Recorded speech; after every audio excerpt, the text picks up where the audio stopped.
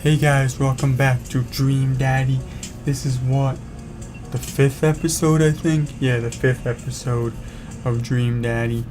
And hope you guys are enjoying this game as much as I am playing it. But anyways, we're gonna get back into it and we're gonna have a lot of fun and we're gonna go. So, let's go. Is that okay? Of course, just keep me posted and be home before midnight. You got it. And be careful. I will. Make good choices. Of course. And call me if you need anything.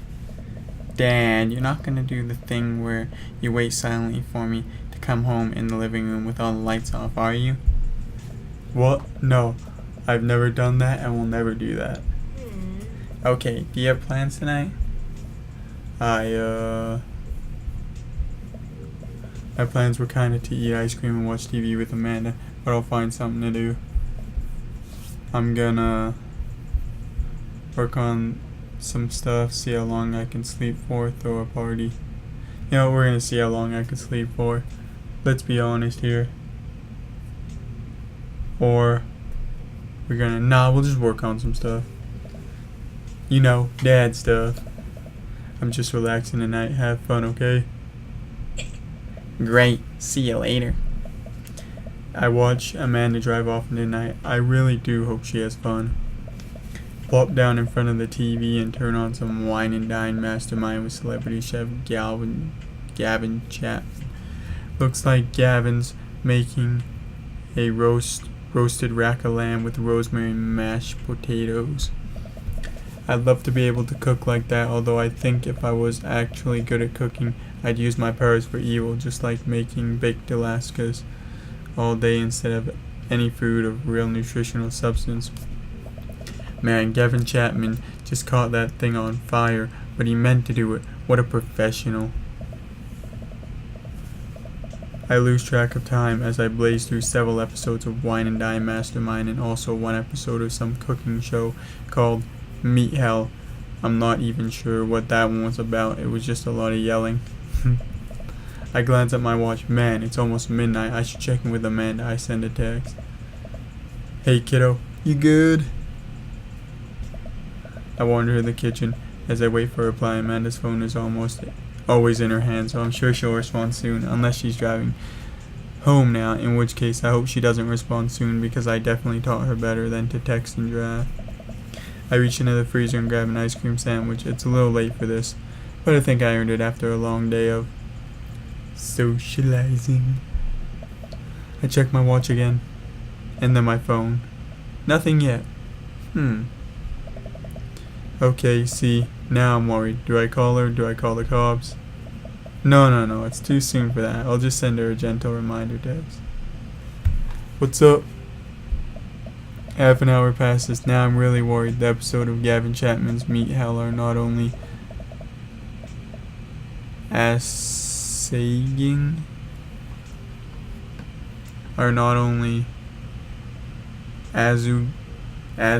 my anxiety.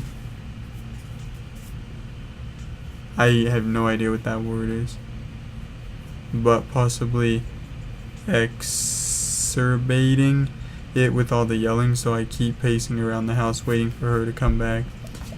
Why didn't I find out where she was going? Who was she even with? Why don't I know any of her friends' phone numbers? Why don't I even know any of her friends' full names?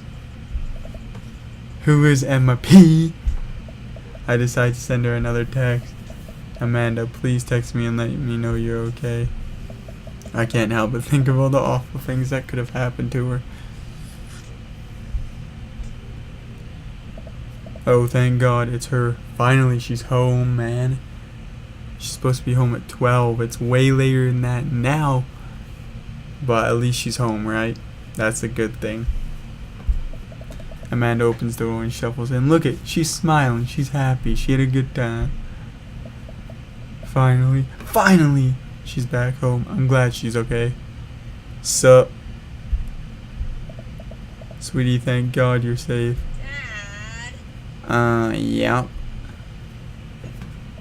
But now that I know she's okay, I'm really mad. Why didn't you answer my text? Amanda pulls her phone out of her pocket.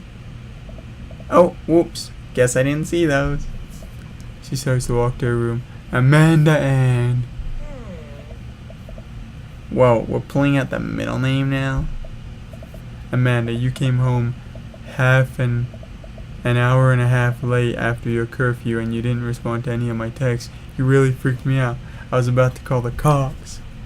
I thought you were something happened. An hour and a half? That's a pretty... I thought it might have been half an hour, but an hour and a half? That's a pretty long time. Dad, you're seriously overreacting. You're not gonna be like this when I go off to school, are you?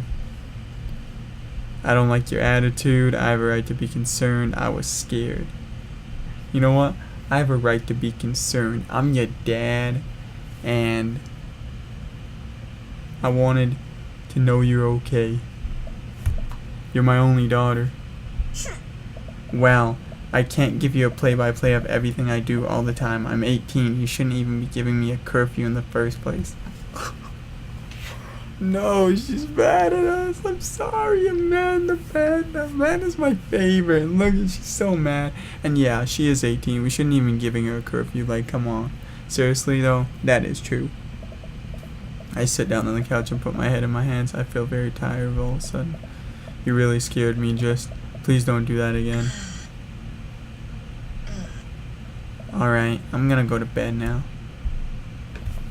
I'm sorry, Amanda. Amanda, no. Amanda closes the door to her room and I head to mine. Jeez. As I'm falling asleep, one thing she said keeps echoing in my mind. You're not gonna be like this when I go off to school, are you? Are you? Are you? You're not gonna be like this when I go off to school, are you? Are you? Are you? I definitely didn't sleep well last night. I brewed some strong coffee and made some scrambled eggs for Amanda as a peace offering. She eventually wanders into the kitchen. She looks sad. Hey.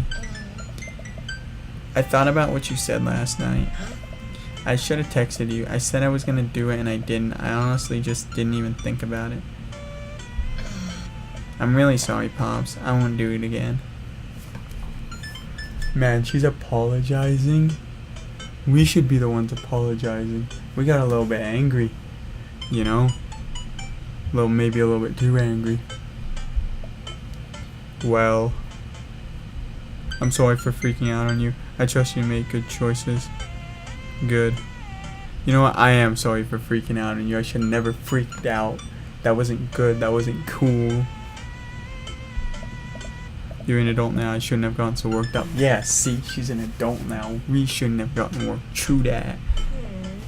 Team bad. Team bad. Oh yeah. Let's get it. Team bad. Man, it gives me a hug. Want some eggs? You know it. Sprinkle some cheese on them. Already did. Bless you. Amanda scarfs down the eggs in the time that it takes me to wash the pan.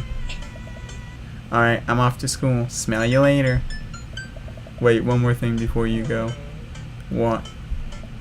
What's Dad Book? It's a social media platform. Wait. What? What's a social media platform? Dad, I have to go to school. Come on, Amanda. I'm an old man. I can't put together a Dad Book profile on my own. Alright, I'll help you. Sound interesting on the internet. Amanda spends the next couple of minutes setting up my profile on Dad, which as it turns out to be is a place where dads can get together and talk about fatherhood. Alright, Pops, we gotta pull out your profile. Let's get some likes and dislikes. Okay. So what? Oh, we're actually gonna make our Dad Book now. On a Friday night, you are most likely to polish and sort my coin collection, Netflix and grill, baby fall asleep watching the History Channel, torment my children with dad puns, sink into blissful oblivion. Sleep. Yeah, we'll choose that one. If you had one thing to take with you on a desert island, what would it be? My trusty grill, the lost shaker of soul. Castaway on DVD for instructional purposes of boat. Obviously, I don't need anything. My survival skills and training for this day. The lost shaker of salt. What are your turn-ons? Strong dad arms. Tennis shoes with long white socks. A well-manicured lawn. Street smarts. Top tier grillmanship. Comfortable crying. You know what? Strong dad arms. We going all the way. What did you want to be when you grew up? Technical writer for manuals and instructions, salty boat captain, pro skater who is also an astronaut, a good father, the president of space. A good father to my daughter Amanda Panda. What's your favorite movie genre? War documentary, Sean Connery's entire filmography, anything on Laserdisc, romantic comedies, whatever will make me cry, old comedies that haven't aged well. You know what? Anything on Laserdisc, baby. What's your ideal date? Napping together, doing a 1,000-piece puzzle together, eating a healthy dinner at 4 p.m., trying to geocache, but getting hopeless, lost, arson, being emotionally vulnerable. You know what? Doing a 1,000-piece puzzle together. Let's do it. We're gonna finish it too. What do you never leave home without? A sensible cardigan. My sick vape, my book of word jumbles and a pen, a cool knife, my crippling low self-esteem. Outside. That was funny. I frequently forget my phone keys and wallet at home sometimes. Yeah, we'll pick that one. I spend a lot of time thinking about conspiracy theories, how proud I am of my child, potential ends of the world, if I'll ever be able to love myself as much as I love my grill. Can I get my next cup of coffee, lawnmower modification? How proud I am of my child, Amanda Panda.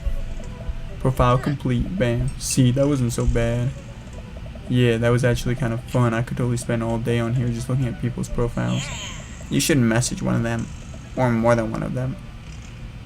All of these ads seem pretty interesting. Okay, I promise I'll make some friends. Amanda gives me a hug, heck yeah. Go get him, Dad. Okay, so now what are we gonna do? Oh, we got dads, what? Craig, Matt, Brian, Robert, Joseph, Hugo, and Damien. Okay. So what do? We click here, and then we message. Okay.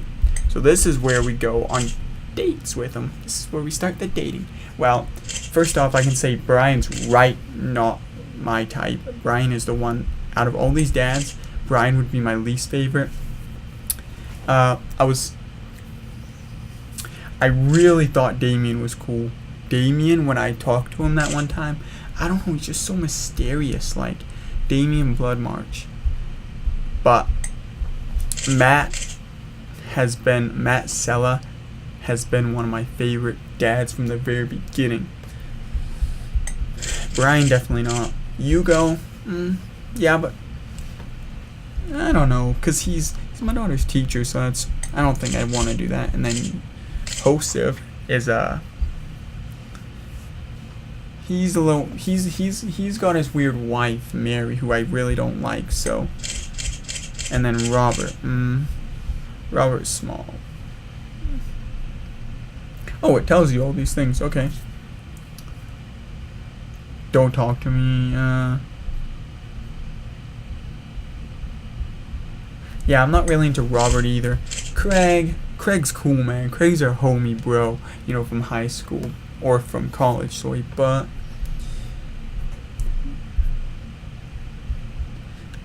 Craig, you're cool, man. But I don't know. I'm torn between Matt right now and Damien. Who do I go with? Well, you have to have what looks to be 3 hearts. So probably 3 dates with them. Yeah, 3 dates with them. And then I guess you get their endings. So Matt Sella. Alright, let's read his stuff. Okay. Shit with subtitles.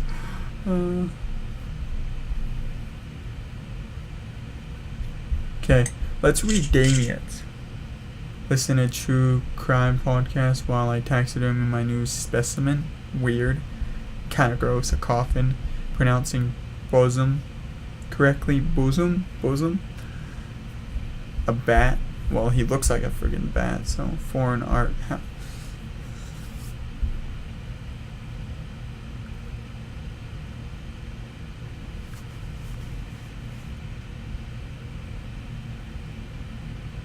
Damn, this is. What the? Come on, Damien. Damien Blood March. Oh, but Matt. I always come back to Matt because Matt's so cool. I'm torn between Matt and Damien. I might. What I'm thinking is maybe go on a date with Damien and go on a date with Matt. And then after I see them both, like on a date, then maybe I'll choose which one. But I don't know, man. Matt or Damien? Which one? Okay, we're gonna go with Damien for this one. And in the next one, next time I go on a date, unless I really, really like Damien on the first date, I'll do a date with Matt too. But we're gonna go with Damien. So let's message him and see what's up. See what's up, Damien. Such a hard decision, man. Between those two, I was like, Damien seems really interesting, a little odd but interesting. I think I should hang out with him to get to know him a little better. Yeah, see? And if the first kind of date goes well, then... But I do... Even if the first date goes well, I still kind of want to do a date with Matt just to see what he's like. Because since I seen Matt at the beginning of the game, he was like the one, you know, that I wanted. So... we'll see. But anyways, I navigate to Damien's dad book page and type out a message. Hey dude, you seem cool. We should hang out sometime. But then he keeps typing. What the heck? And typing. Man, is this guy writing a novel? I leave the computer to make some coffee. And he's still typing. I sip my coffee and the computer finally dings. What did Damien write?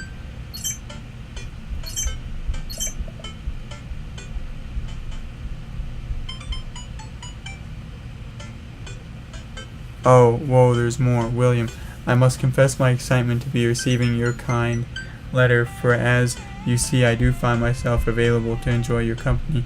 I must ask for your forgiveness, however, as I believe our first meeting did not paint me in as gentlemanly manner as I would have liked. I would be highly flattered to enjoy your companionship at my residence for an afternoon tea and stroll around my garden, should it please you. Till then, adieu. Yours humbled. D. Blood March. Come on, man, this guy though. That was a pretty long text. Hey, Amanda. Amanda pops out of her room. Her eyes are a little puffy, almost as if she'd been crying. What the heck? Amanda was crying. Hey, are you alright? Oh yeah. Totally, I'm cool. No, she's not. Look at, she was crying in her room. Something happened. Oh yeah, totally, I'm cool. I just found out that the succulent I've been watering and singing for the last 3 months was actually made out of plastic. Even the dirt was fake. Oh, honey. Are you sure that's all you're upset about? You have to tell me what's actually wrong. I'm so sorry about your plant. You have to tell me. Are you sure that's all you're upset about? Because I don't think it's just that, you know. But if we don't want to push her anymore, I'm so sorry about your plan. But if we're a good dad, we want to ask, right? You have to tell me what's actually wrong. No, that's too like, oh, we want to know, like we're way too pushy, right? I want to do this one. If there's, you know, anything going on, I just want you to know that I'm here for you and I will always be here for you. Whether you need a shoulder to cry on or Dad's strong to go kick someone's butt, I'm only a phone call away. Thanks, Dad. I appreciate that. See? But I'm fine, really. See? That was the way to go. I'm unconvinced, but I'll stop badgering her about it. I'm sure she'll tell me when she's ready. Yeah, she will. And at least she's a little bit more happy, you know, she's not sad anymore. Can you help me with something? Dad, for the last time, I'm not popping your back pimples. No, can you? interpret this for me. I turn the computer to Amanda and she squints at Damien's message. I just don't understand neat speak. Like, is this how you kids communicate with each other? He just said that he wanted to see us and that we should come over for tea and a stroll. Oh, totally. This is the hot new thing. See, Dad, kids got over saying LOL and LMAO or whatever and decided that they needed to do was bring it back to the 1800s. So what do I do? Where's your pen and quill? What? Did you forget to unpack the pen and quill? Dad, how will we address the nobleman in regards to your upcoming debutante ball? These words are hard. Okay, now I know you're messing with me. Father, without a proper chaperone, you'll never end up with a suitor worthy of our land. Or our dowry. Or... So you read Pride and Prejudice for school one time and now you're reciting things you know about it back to me, aren't you? Like the first 5 pages, then I read a review of the movie. Still got a B though. Good job. At least you got a B. Great. So what do I say to Damien? I got this. I got this. Amanda reaches over me and types on the keyboard. Sure thing. Regards. Oh, what the heck? Amanda hits send and smiles at me. Well, I suppose that's the... What the heck? Damien, you got kind of a weird house, bro. I might be regretting this decision to go on a date with Damien now, because he is a little bit weird. I'll make the short walk over to Damien's house. Well, I guess you can't really call it a house. It's more of a manor estate. The goth architecture looms above the other homes in the cul-de-sac. I walk past a couple of gargoyles guarding the front door and look around for a doorbell. There doesn't seem to be one.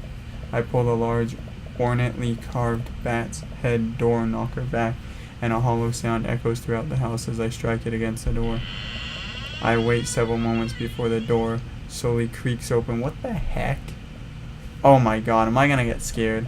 It's a little creepy, but I enter the home and take a few steps in the foyer, noting the oil portraits of whom I assume are the dead relatives hanging on the wall. This is getting creepy. As I'm admiring them, the front door slams shut behind me. What the heck? Yo, this is getting weird. Hello. If I get killed here, this is the worst freaking thing ever. Silence. An oil lamp in the corner flickers dimly, casting ominous shadows against the wall. Why do I feel like all the people in these paintings are staring straight at me? Why is it so cold in here? Where's Damien? Yeah, where's Damien? Stop trying to scare me, bro. William, pleasure to have you in my home. I look up and see Damien standing at the top of a majestic staircase with a walking candle holder. Dude, you're weird. What's with the door slamming shut? Oh, sorry, there was a draft. This is getting kind of creepy now. I might be regretting going on a date with Damien. And the door creaking open when I knock. I accidentally left the door unlocked. And the creepy oil paintings. I like oil paintings. Right. Right. Please, let me show you around. Ooh, okay, Damien. Okay, show me around. Let's see. Damien leads me around his house, showcasing his parlor, sitting room, auxiliary sitting room, and the parlor again for some reason. This is one of the older homes on the block. Yes, but nowhere near as old as the architecture might suggest. Through extensive renovations, I've been able to craft a residence that is both historically accurate to the Victorian period and equipped with the amenities of any modern dwelling. We walk past a door covered in bumper stickers, caution tape, and a black parody poster. Did they listen to My Chemical Romance in the Victorian era? That's my son's room. You know how the rebellious teenage years are. Onward, onward. There's more to see. We reach a door at the end of the hall that Damien opens with a flourish. And this is the library. Sunlight streams in from floor to ceiling arched windows. The walls are lined with packed bookshelves, and even more books are scattered over the period appropriate furniture. Damien is clearly really proud of this room. Look out the window, look at the butterflies, pick a book. That's enough of a tour. Oh, pick up a book. You know, William, in the Victorian era, there was some controversy surrounding reading. Many people thought the more toward novels would encourage youth into a life of crime and would cause too much of a distraction from work and school. I pull out a book at random and examine the worn cover. Opening it, I turn to a random page and read aloud. Naruto struggled against the chains that Sasuke bound him with. Shirtless and out of breath, he looked up at Sasuke. Sasuke smirked, unbuttoning his ninja pants. You serious, Sasuke and Naruto? This is Naruto, man. I know this. Okay, I think that's enough. That was funny, man. Damien snaps the book shut and puts it back onto the... That's a rare book from my private collection. Look out the window, look at the butterfly. Let's look out the window. I walk to the window and I'm greeted by a beautiful view of Damien's backyard. It showcases a beautiful view of the rest of the cul-de-sac. Yeah, I can see Craig on his lawn. He's doing push-ups with his daughter on his back. Damn. He sees me and waves happily, doing push-ups with one hand now.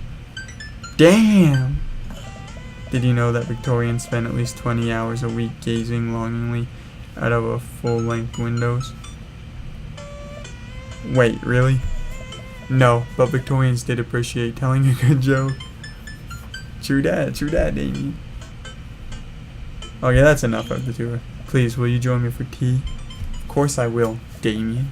I follow Damien to the sitting room where finger foods have already been set out upon a beautiful tired silver tray. I take a seat on one of the high-backed chairs as Damien pours and serves me some tea. I can't believe we're having a high tea. I never thought I'd get to do this. Damien smiles to himself. What? It's a common misconception that high tea refers to the wealth or class of people enjoying it, when in fact high refers to both the latter time of the day that the working class had to enjoy tea and the height of the tables on which they were served. Oh, my dear friend, we're currently enjoying afternoon tea. That's informative. Damien takes the seat next to me and serves me a tiny sandwich. Thank you, Damien. Okay, at first the date was kind of getting weird, but he's kind of cool now. Your home is really impressive. Are there a lot of goths in Maple Bay? I like your cave. You know what? Your home is really impressive. I'm gonna tell him that. Ooh, got some stuff coming out of him. It seems like you really put a lot of work into this place. Thank you. No one's ever complimented my home before. Hell, I can barely get matching salt and pepper shakers in my place, and look at what you've done. I'm kinda jealous. That's very generous of you to say. What got you so interested in goth stuff? Well, when I was a young boy, my father... Did he take you into the city? Sorry? Did you guys see a marching band? This is a My Chemical Romance reference. When I was a young boy, my father took me into the city to see a marching band. It's a My Chemical Romance song reference. I'm afraid I don't understand. You're serious? Of course. But it's, you know, the song. Amanda made me listen to it. Seriously? I'd love to see a marching band. Nevertheless, I've always had a love for art, history, and fashion. What started off as a small hobby of collecting taxidermied animals grew into sort of an obsession. It's a privilege to be able to appreciate the lives and culture of those who came before us, I think. Why not go all the way? I like not dying when I catch a cold. He takes a sip of tea. I can acknowledge that there were many very terrible things about the Victorian era and try to live a life that strictly aligns with those ideals would be admittedly horrid. But I think it takes a critical mind to truly appreciate something to the fullest, to be cognizant of its flaws and to love it all the same. Tell me, William, do you have any hobbies? Oh man, do I. But I don't know if I care about anything the way you care about this stuff. But I'd love to hear about your interest. Hearing someone talk about the things they're passionate about is intriguing and quite honestly rather attractive. Please do tell me about your hobbies. Quick, sounds sophisticated. I love watching soap opera videos on the internet. Love me some word jumbles. I learned how to juggle once. I love watching soap making video. I love me some word jumbles. The written word fascinates me. We spend so much time using words, and I think people would appreciate them more if they had to unjumble them. It's poetic, really. Oh, so you're a writer. In a sense. We finish our tea and our finger sandwiches. Come, I have one more thing to show you. Look at his smirk. I don't trust him. Damien takes me around the back of his home, where a variety of flowers flourish in a beautifully landscaped rose. A small stone path weaves through it, and butterflies flit lazily through the air. Damn, you got a nice house though, dude. I will congratulate you on that, my man. My garden. It's beautiful. Heck yeah, it is. Thank you. Victorians took flowers and floral arrangements very seriously. You see, it was considered uncouth to discuss personal and romantic relationships in public, so lovers and friends alike would use bouquets to send secret messages to each other. Each flower and plant is symbolic of different feelings. Even more interesting is that one flower could mean different things depending on the other plants it was paired with. One had to be extremely careful, as even the style in which the ribbon was tied around the bouquet affected the message. It's crazy, man. Like, you mess that up, you could be saying something totally wrong. Damien leans down and plucks a gorgeous bright orange flower off a vine.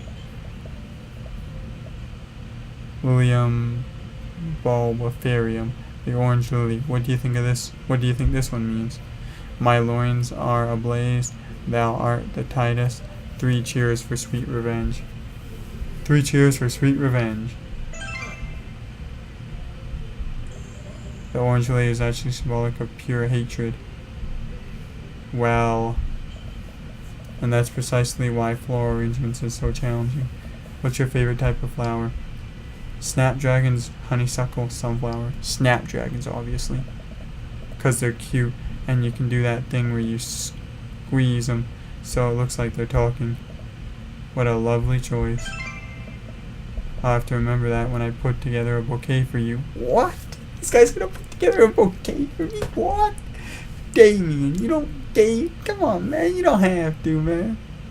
He would put together a bouquet for me. Nobody's ever given me a bouquet before. Damien, you really showing yourself. I follow Damien down the footpath and admire more of his beautiful flowers. Suddenly a phone rings. Oh, William, will you excuse me? I must take this. He pulls a cell phone out of his pocket. I'm a little surprised it's not a rotary phone. Go for it. Damien smiles and walks back to the house. I take a deep breath and enjoy the heavily perfumed air. What a lovely yard. This makes me wish I'd put a little more effort into that garden Amanda and I tried to start one time. Our watermelons grew to the size of cherry tomatoes and then immediately died. Oh hey, a gargoyle. Oh no, I knocked over the Oh no, Damien's gonna be mad. Shit, we knocked over the gargoyle. Fix that guard. Start, put it down. Oh crap, we gotta fix this guard quick. Oh crap, man. Come on, get it in. Is it this one? It's this one. It's this one. Okay, fix this gargoyle. Oh crap, we didn't fix it right. What the heck, is it this way? No, no, no. What the heck, man? No, no, no.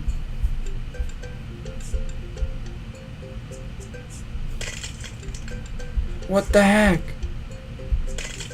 No.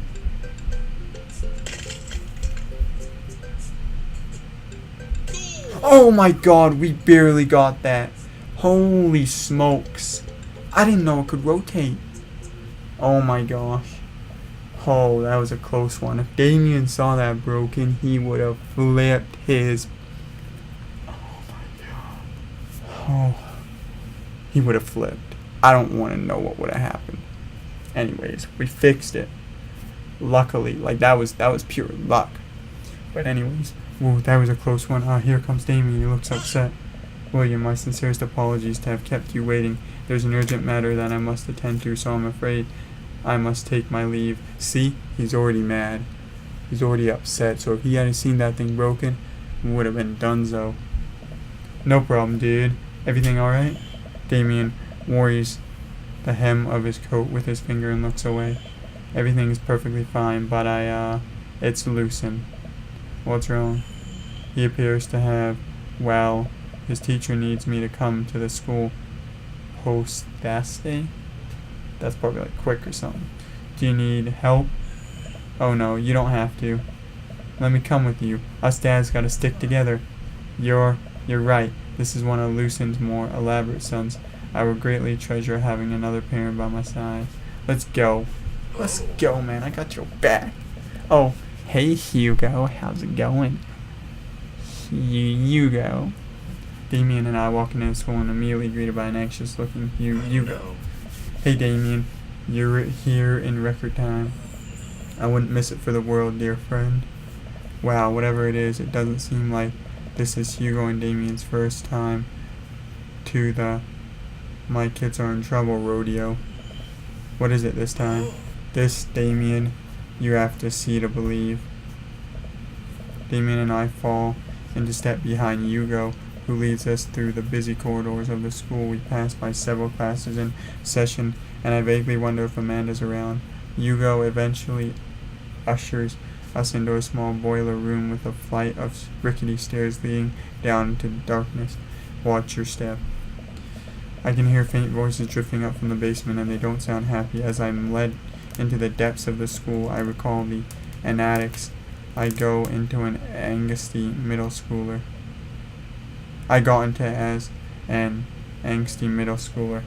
At least I had enough sense to stay out of the creepy basements. We find another teacher in the boiler room, tucked away in the back of the basement. With him are Lucen and Ernest, Hugo's son. Lucen has a bloody nose. Oh, and Ernest, Hugo's son. Lucen has a bloody nose. Sorry, I read that wrong. And it's the two troublemakers, man.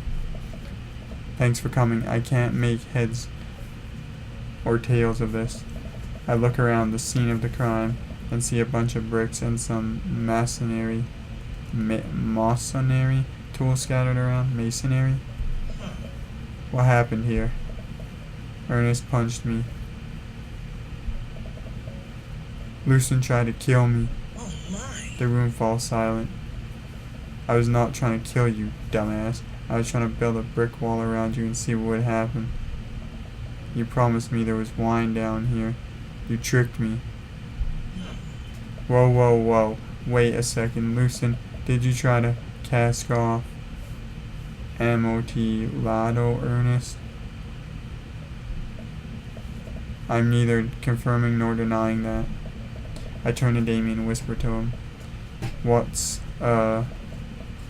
cask of Amontillado?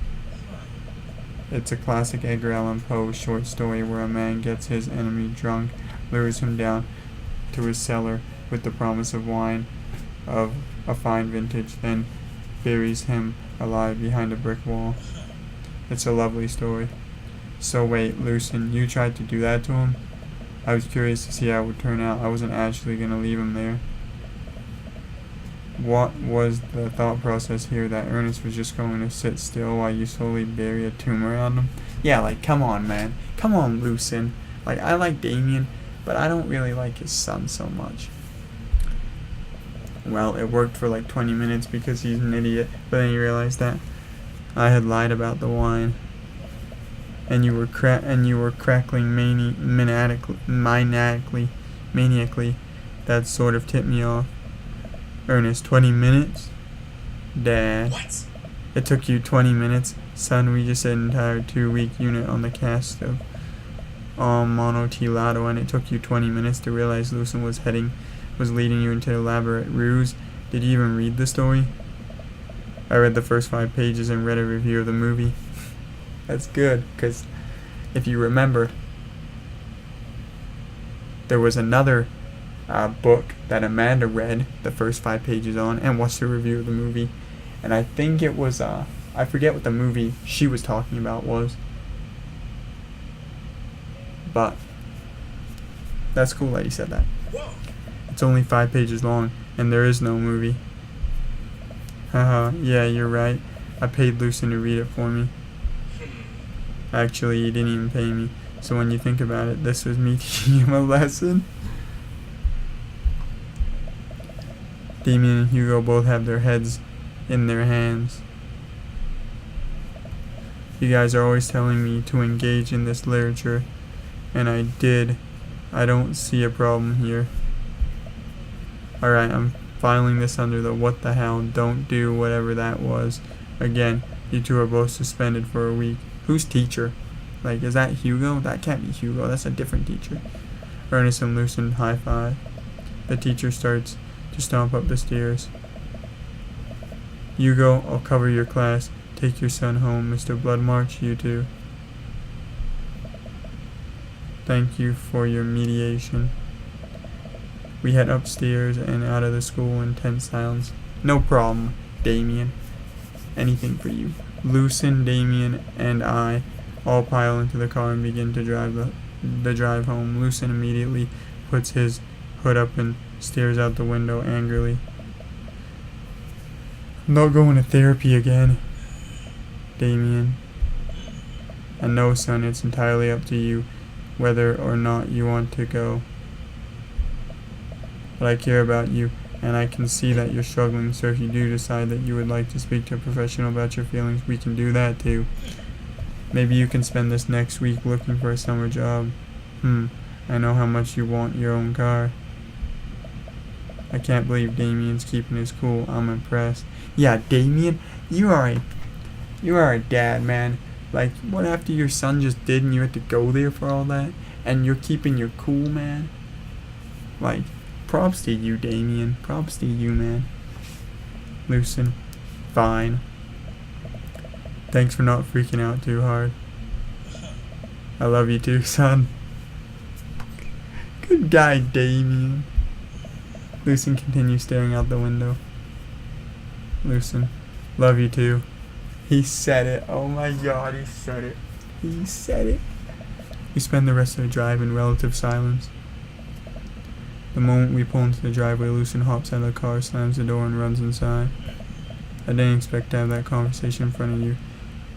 He and I have a lot we need to work out. It's alright, and all things considered, Lucien's bricklaying was pretty good, so there's your silver lining.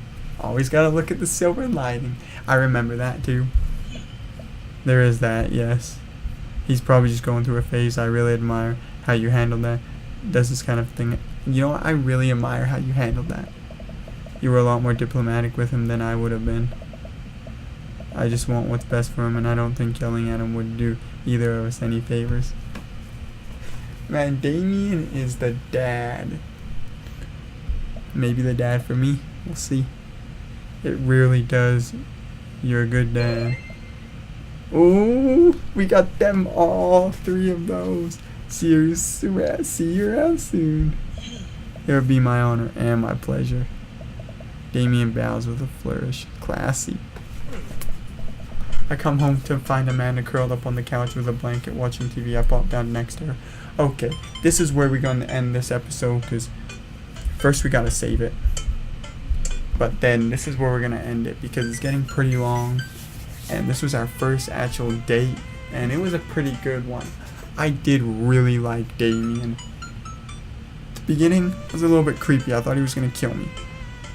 But then it got good, so I don't know.